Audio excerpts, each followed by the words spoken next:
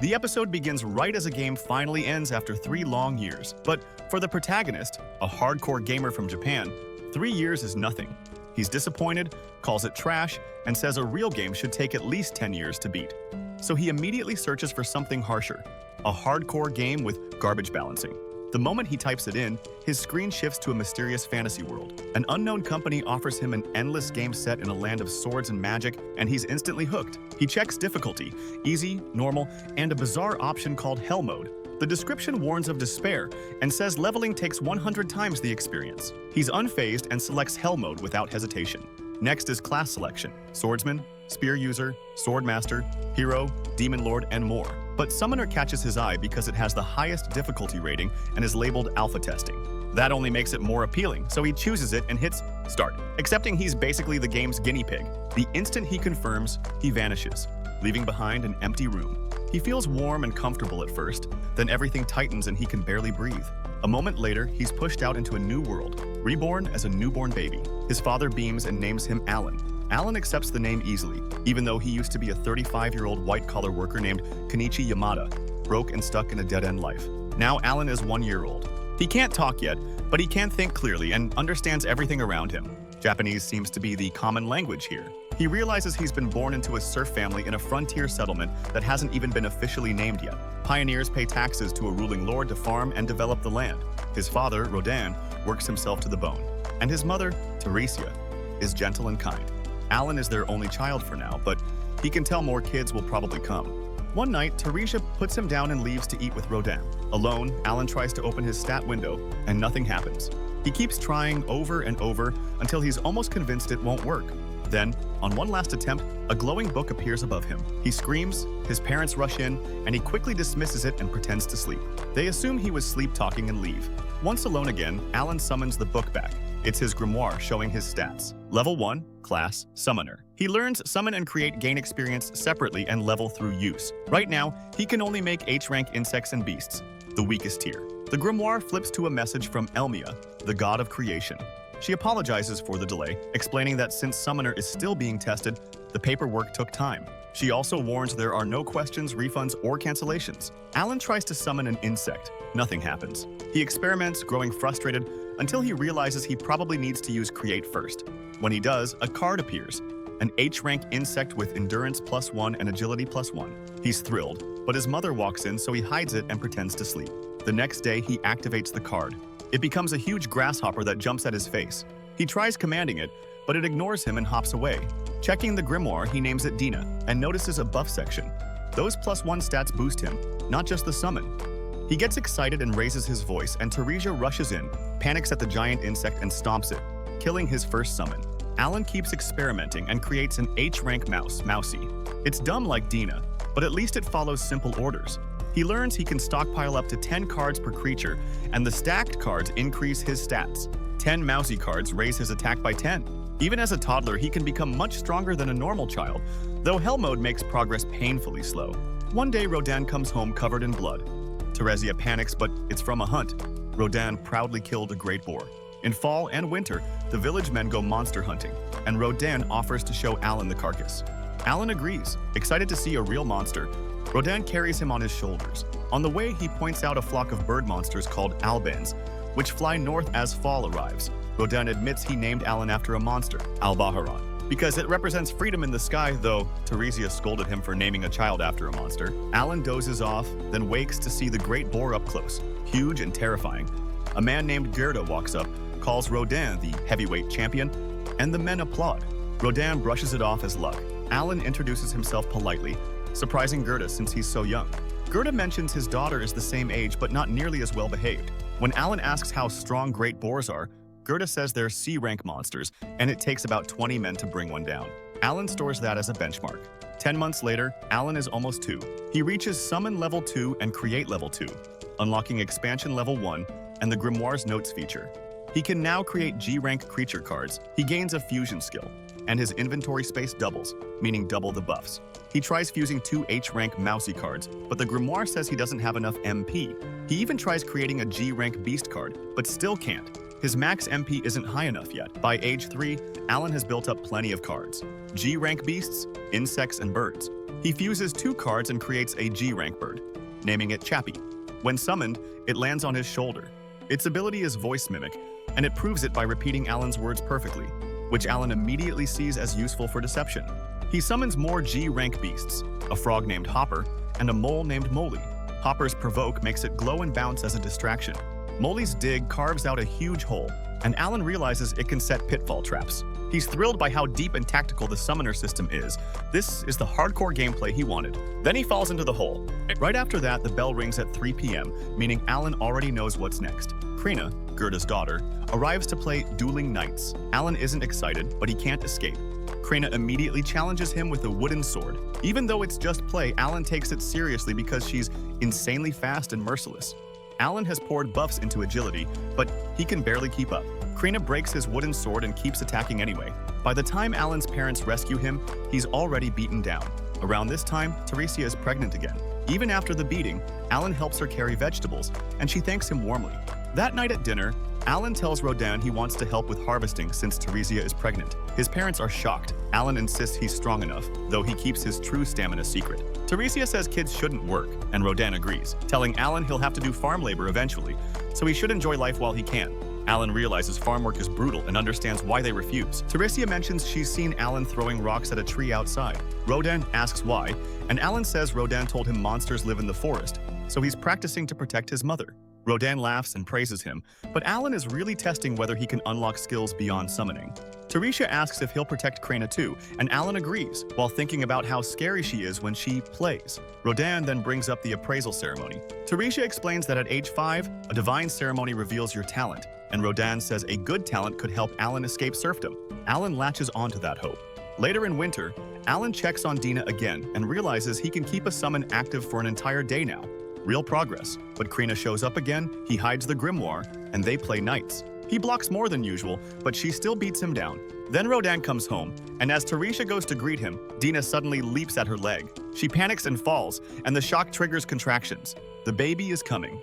Krina runs to fetch her mother while Rodin and Alan scramble to help Teresia. Alan has no idea what to do and wishes he'd played a birthing sim. Rodin looks just as lost, even though it's his second child. Thankfully, Krina's mother, Matilda, arrives in time. She orders the men out, saying the women will handle it. Rodin and Alan are forced to wait outside while Matilda and Krina help Teresia all night. By dawn, a baby boy is born. Rodin proudly names him Mash, and Teresia immediately hopes it isn't another monster-inspired name. Alan wonders why he reincarnated. He still wants to max his levels and dominate the system, but he's also grown attached to this family. He wants to free them from the grinding life of serfdom, even if he doesn't know how yet. When Alan turns 5, the appraisal ceremony finally arrives. Rodin explains it's mandatory for everyone, from serfs to nobles, and that a talent could change Alan's future. But there's heavy competition since many kids are turning 5 at the same time. Right then, Krina arrives and insists they go together. As they approach the commoner village, she talks excitedly about becoming a knight if she's appraised as a swordswoman. Alan notices well-groomed children he didn't expect to see among commoners, and he hears whispers that his dark hair and eyes make him look like a serf. 3 priests step outside the church and announce that Elmia, the god of creation, blesses all children equally with opportunity. They cite heroes who rose from low status, like Cassius the Saint and Diverg the Sword Lord. Alan connects this to the game's rules. High-tier classes often start from low social classes, meaning everyone has to be appraised. Inside, Alan notices the statues of the gods and recognizes Elmia in the center. The priests begin with village chief Deboji's son, Palomas, who places his hand on a crystal ball. His talent appears on a metal plate, Merchant. His father celebrates. Alan notices attributes are shown as ranks instead of numbers, and he secretly checks his grimoire to confirm it matches. As the ceremony continues, Alan sees that not everyone receives a talent, making it a big deal. A boy named Dora is appraised with the talent Axe User, and he even has an A-rank attribute, the highest Alan has seen so far. Then it's Krina's turn. The crystal glows brightly, and everyone reacts as she's declared a Sword Lord, one of the strongest talents possible. Gerda is ecstatic, calling it the jackpot, while Krina is disappointed because she wanted to be a swordswoman. Alan isn't surprised. This explains why she's always been absurdly strong. Finally, Alan steps up, expecting his parents will learn he's a summoner. He touches the crystal ball, and it shines brighter than ever. So bright it knocks him backward. Rodin checks on him, but Alan jokes that Krina has put him through worse. Rodin asks the priest to read the results since they can't. The priest announces Alan has no talent. Alan knows that's wrong and checks the plate himself, only to see glitched text where his talent should be. His mood crashes, and he blames Elmia for failing to debug the system. Now nobody will know he's a summoner. Rodan still takes him home, and Teresia comforts him. At dinner, Rodan tells Alan talent doesn't matter. He'll always be their pride and joy. Teresia agrees. Alan knows they're poor enough to not even own a bathtub, but he's still grateful he was born into this family. That night, Alan checks the grimoire again. All his attributes are E rank, and he finally realizes why. He's the only one playing on Hell mode. All the children at the ceremony are level 1 like him, meaning the rank system reflects growth potential. Since Hell mode progress is 1/100th of normal, his stats are displayed as that fraction. For most people, that would be crushing. For Alan, it's fuel. He swears he'll prove hardcore gaming is superior, and he's fully prepared to flood the developers with complaints until they fix that glitch. Time passes, and Alan notices Rodan acting strange. Teresia says he's been off since coming home late last night. Soon after, they visit Gerda's house to celebrate Krina's Sword Lord talent. Krina proudly tells Alan Sword Lord is even better than Swordswoman, meaning she'll only get stronger. Alan jokes that she already tramples him daily. Matilda mentions the chief gifted celebratory liquor earlier, so they're opening it. But Rodan stays tense and bitter. He congratulates them stiffly, and Gerda responds with the same tension, insisting guests drink first. Alan suspects jealousy, but Rodan isn't petty. Something else is wrong. Rodan goes to pour the first drink, but Gerda refuses, saying he won't drink anything poured with that sour look. He tells Rodan to stop killing the mood, until Rodan suddenly slams the bottle down and shouts that he is happy for them. Then Gerda drops the real issue. Rodan said he was cutting ties with their family. Rodan admits he doesn't want to, but insists Krina's talent is extraordinary. She could join the knighthood, serve the nation, maybe rise into nobility, so she shouldn't waste time socializing with serfs. Alan realizes Rodan thinks he's helping them by pushing them away, even though they never asked for it. Rodan argues Sword Lord is too big a deal, but Gerda snaps that it changes nothing. Alan tells Krina to fix it, and she grabs her wooden sword, ready to intervene, until Matilda and Teresia step in and shut it down. Afterward, Alan asks Matilda if they've always been like this. She says fatherhood mellowed them out, but they used to be hotheads who threw punches constantly. Teresia smiles and explains the four of them grew up together as childhood friends. Matilda adds that 10 years ago, when people started talking about settling this frontier land, the four of them chose to go together. They even planned their houses as a pair, which is why both homes share the same design. Rodan says it was easier to build both houses at once with shared labor and supplies. Gerda brags he set the support beams. Rodan says he built the walls and floors, and Gerda claims he did the roof. With liquor and nostalgia, the mood finally softens, and Rodan and Gerda make peace. The next day, while working, someone rushes in with news. The Order of Knights is coming to see Krina. Rodan and Gerda head to the commoner village with the kids, and a crowd gathers fast. Alan notes that word about Krina being a sword lord is already spreading. Dora approaches Alan again, flaunting his axe user talent and mocking him as a talentless loser. Before Alan can respond, Krina steps in and says Alan is here because he's strong. Dora points to Alan's E-rank attributes and serf status. Krina lunges like she's about to bite him, but Gerda holds her back. Then Deboji announces the knights have arrived. The crowd parts to reveal the captain, a swordmaster named Zenoff. Krina is practically vibrating with excitement. For 3 years, she and Alan have played knights, and now she's finally seeing the real thing. She introduces herself proudly, and Alan wonders if she's about to be taken away immediately. Gerda warns Zenoff that Krina is only 5 and has never used a real sword, so she wouldn't stand a chance. Zenoff doesn't care. He says if she truly is a sword lord, age shouldn't matter, unless Gerda is lying to fool Baron Granville. Gerda denies it, but Zenoff warns that falsifying appraisal results is punishable by death. They'll verify Krina's talent right now with a fencing duel. Gerda begs for mercy because his daughter's life is at stake. Zenoff coldly says she fights, or they execute her and her family on the spot. Alan is stunned at how extreme it is, and the crowd watches in tense horror. But the moment Krina sees a real sword, she runs to it with shining eyes and asks to use it. She lifts the massive blade, nearly as tall as she is, and challenges the vice captain. The vice captain introduces himself as LeBron and accepts. He blocks her first strike easily. Dora watches in disbelief as Krina swings the huge sword like it weighs nothing. Alan figures her sword mastery must be around level 5 from their daily play fights, but he doesn't know if that will matter against a trained adult. LeBron counters. Krina barely blocks and Gerda panics. She charges again, and LeBron kicks her hard enough to send her into a wall. Gerda snaps, but the knights restrain him. Rodin and Alan try to move too, but they're held down as well. Alan is furious. This is too much for a 5-year-old. Still, Krina stands back up. Then an intense aura erupts around her. Even LeBron looks shaken. He blocks rapidly, but Krina's strength spikes so high he can't hold his ground. Alan realizes she's using an extra skill. Krina lands a final blow and snaps LeBron's sword clean in half. Zenoff ends the duel immediately and orders them to lower their weapons. Krina looks confused. It ended so quickly, then casually thanks LeBron, calling him strong for a gramps. LeBron tries to correct her. He's only 24, but he's too defeated to argue. The crowd erupts. A 5-year-old just beat the vice captain of the Knights. That seals it. Krena is a genuine sword lord. Gerda rushes to hug her in relief and pride. Rodin is just grateful she's okay. Zenoff admits there's no disputing the result, praises Gerda for raising a sword lord, and apologizes for his behavior. Gerda is still furious, but Zenoff asks to discuss Krena's future. Gerda hesitates, so Zenoff offers to let him bring friends for support. That convinces him. They meet at Deboji's residence for a meal. Alan can tell Gerda is still upset, and he doesn't blame him. Alan understands why Zenoff and Deboji's son are there, but he doesn't know why Dora and Rodin are also present. Dora probably just refuses to be overshadowed. Meanwhile, Alan decides he's stealing some momo fruit from the table to bring home.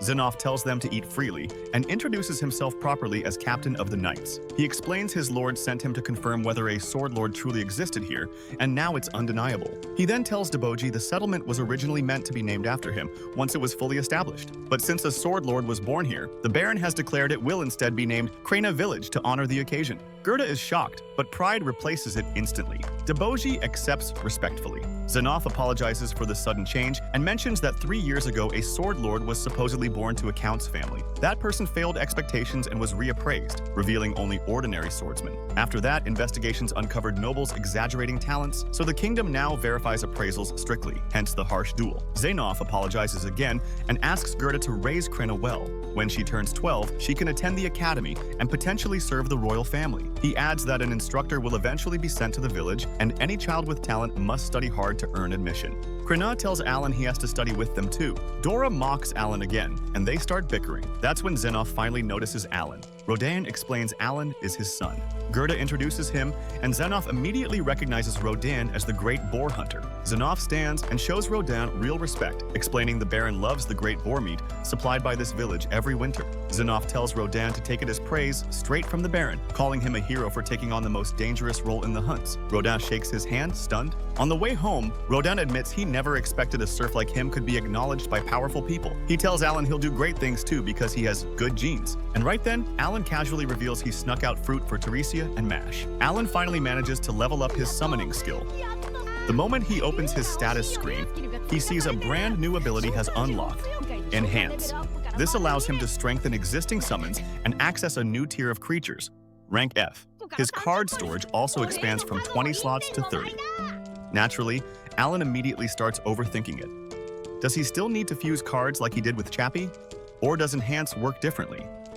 And more importantly, what kind of summon comes next? His imagination runs wild as he pictures something legendary, maybe even a dragon. It's been nearly 2 years since his summoning skill last leveled up, so he's itching to test it as soon as night falls.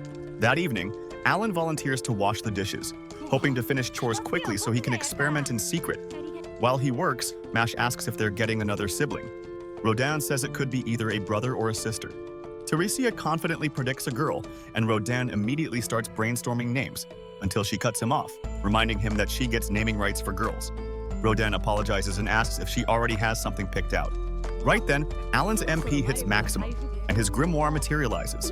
As he opens it, he accidentally reads Elmia's name out loud. His parents instantly scold him, reminding him that speaking the Lord's name carelessly is forbidden. Flustered, Alan apologizes and quickly changes the subject, pointing out that Rodin's old scar looks bigger than before. Rodin explains that the scar changed because he passed the judgment of the gods during the boar hunt. Curious, Alan asks what that means. Rodin explains that, on rare occasions, a burst of divine energy occurs during a hunt, instantly restoring stamina and healing wounds. To Alan, it sounds exactly like leveling up. He can't see Rodin's stats, but he's sure his father must be incredibly high level.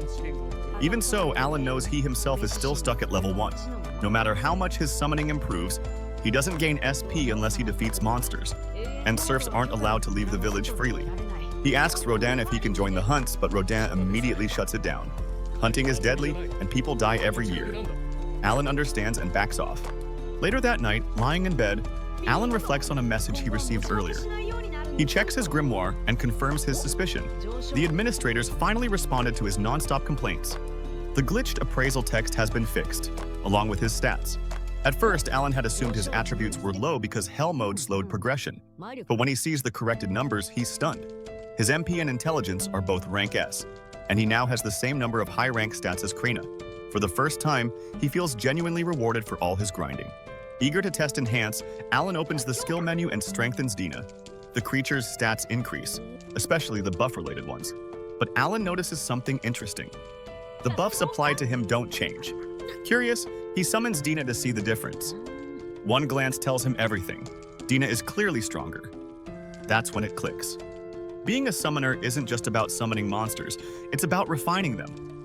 Satisfied, Alan relaxes until Teresia walks in, sees Dina, and panics. Without hesitation, she stomps it flat. The next morning, Rodin prepares to head out hunting. As Teresia sees him off, Alan reflects on something important. Enhancements don't disappear after summoning. That means as long as he has MP, he should enhance every card he owns. Teresia calls him over so he can say goodbye, and Alan politely wishes Rodin a safe day. Later, while hanging laundry, Alan realizes he's tested nearly every fusion combination possible, except one: F-rank insect plus F-rank bird. He tries it, and finally succeeds. A new card appears, rank F grass type. At first, Alan's disappointed by the low rank, but then he sees the buff, MP recovery increase. That instantly changes everything. At his current pace, leveling would take decades. This card alone could shave off years. Excited, Alan summons it.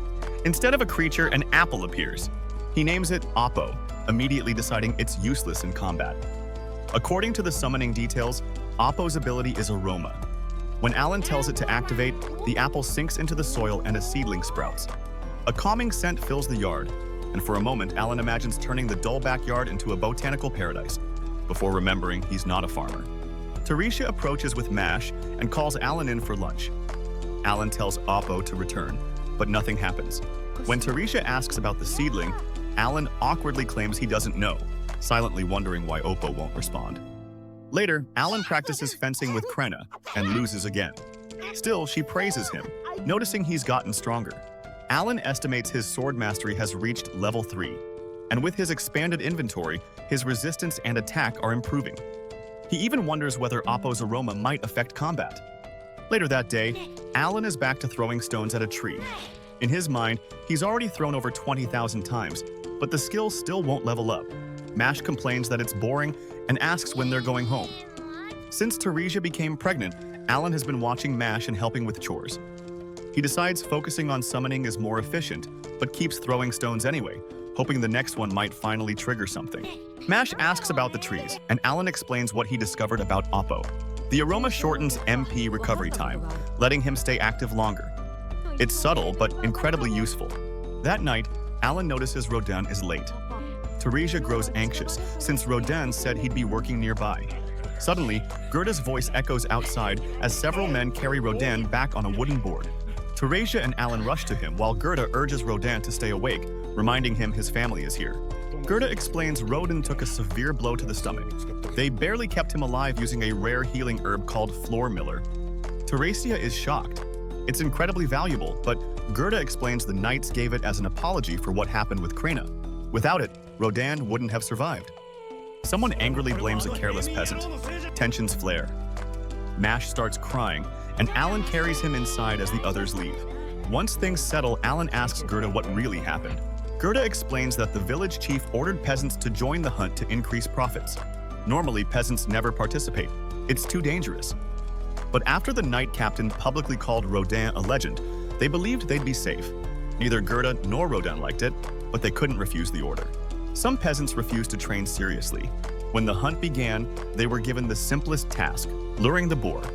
But when the moment came, they panicked, broke formation, and ran. One fell, and Rodin stepped in to save him, taking the full hit. Gerda asks Teresia and Alan to stay strong while Rodin recovers. That night, Alan stays awake beside them, feeling helpless. For the first time, he questions his obsession with strength. Power without purpose is meaningless. This isn't a game. This world is survival. He realizes he has to protect Mash and the sibling yet to be born. The next day, Gerda returns with Rodin's share of meat and promises to look after the family through winter. Alan vows to take responsibility, and this time he proves it with action, carrying heavy loads and helping nonstop, shocking everyone with his strength. He decides he's done hiding. With Krena already rising as a heroine, no one will care if a talentless serf draws attention. Family comes first. Later, Gerda teaches him how to harvest potatoes, amazed by his strength. Alan jokes that he inherited it from Rodan. He complains that the Baron takes more than half their harvest, but they still need supplies to survive winter. And then the village chief arrives with fruit, having heard Rodan is recovering. The peasant responsible apologizes, but Alan glares at him.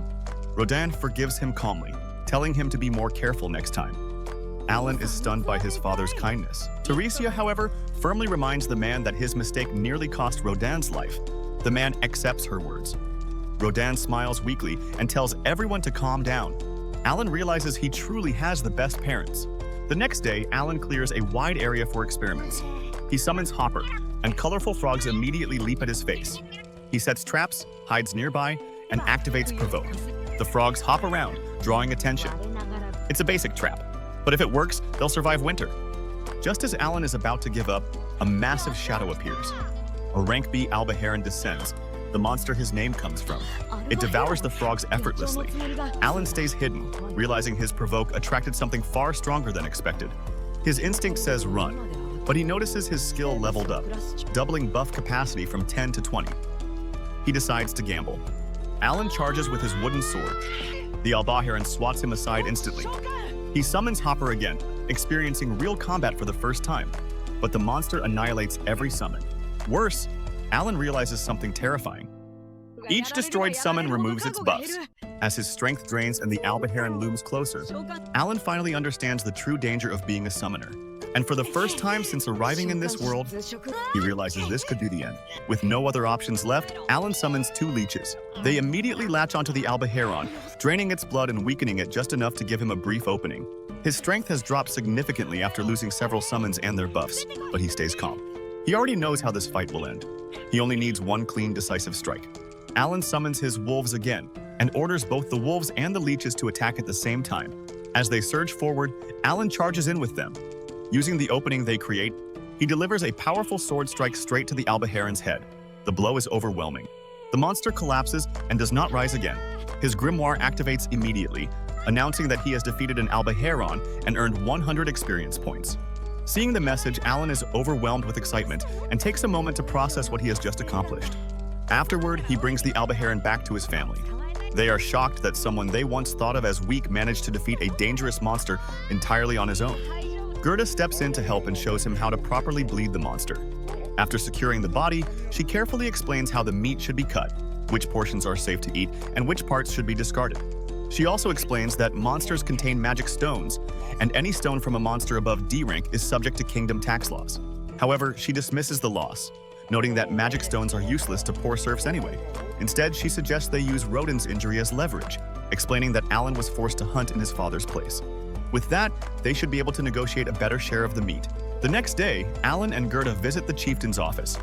At first, the chieftain insists they only deserve a small portion, but after repeated reminders of Rodan's severe injuries and the fact that a child had to risk his life, the chieftain finally relents. He agrees to give them a larger cut, just as planned. He allows them to keep all of the meat, taking only the wings and the magic stone. Alan then pushes further, asking whether this arrangement can continue in the future. Gerda supports him, and after careful consideration, the chieftain agrees to maintain the same deal going forward. 3 days later, Alan uses the same strategy to confront 2 more alba herons. Having already defeated one, his confidence is much higher. With his leeches, wolves, and wooden sword working together, he defeats both monsters quickly and efficiently. Since his first victory, Alan has been hunting once every 3 days. This time, he finishes without losing a single summon. His grimoire lights up again, confirming that he has defeated 2 alba herons and gained 200 experience points. More importantly, it announces that he has reached level 2. Overjoyed, Alan checks his stats. His HP and MP are fully restored after leveling up. However, he notices that his stat increases are only about 60% of what they should normally be. He doesn't dwell on it, assuming the effects may scale gradually. Even so, he is deeply satisfied. His effort has finally produced visible results. As he reflects, he begins to believe this is the trial of the gods Rodan once described. The realization fills him with pride and also with responsibility. He knows he will need to tell his family the truth soon. Later that day, Alan returns home with 2 alba herons. Rodan is stunned that his son managed such a feat in a single day. Afterward, Alan meets Krina for sword training. Even while sparring, his thoughts keep drifting back to hunting. With migration season in full swing, albaherons are plentiful. He calculates that if he defeats about 20 more, he could reach level 3. His thoughts are abruptly interrupted when Krina lands a solid blow to his head, ending the match. Alan acknowledges her victory, and she quietly leaves. That night, Alan decides it's time to explain himself to his parents.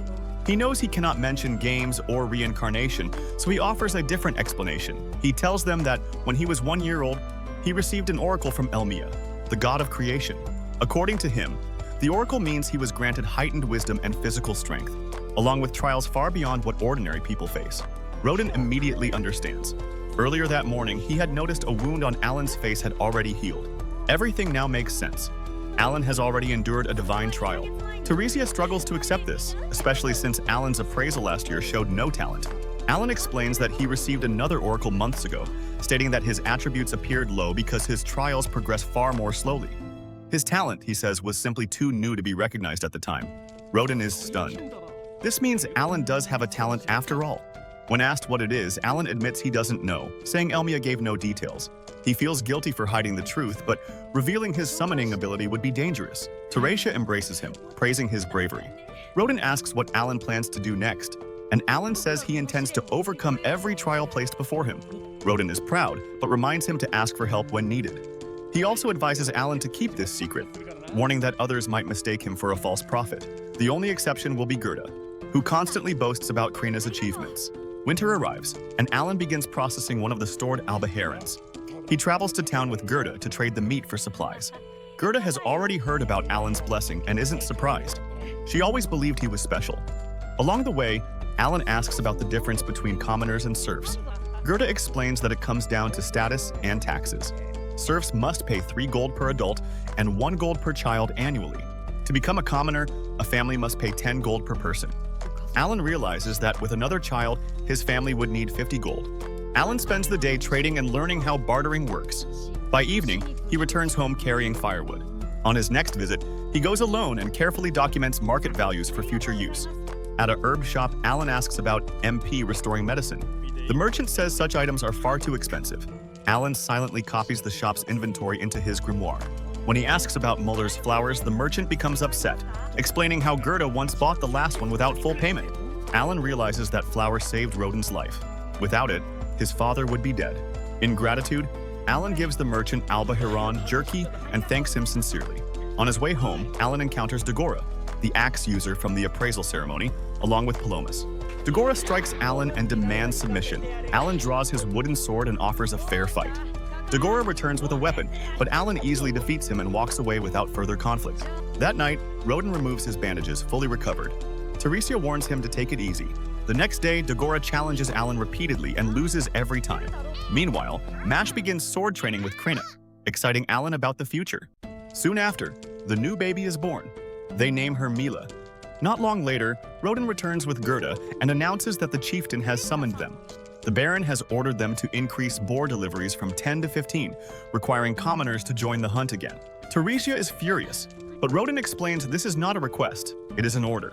Failure will result in more serfs being sent to the village. Alan realizes what that means. Less land, more hardship. Gerda adds that the Baron plans to demand 20 boars next year. Rodin concludes they must hunt more often. Alan speaks up. Refusing the order is impossible. Even if commoners are inexperienced, they must be made useful. Drawing on his experience, Alan asks them to trust him. He believes the wisdom granted by Elmia has given him a plan that can work. And that's all for this week. Please like and subscribe, and I'll see you all next week.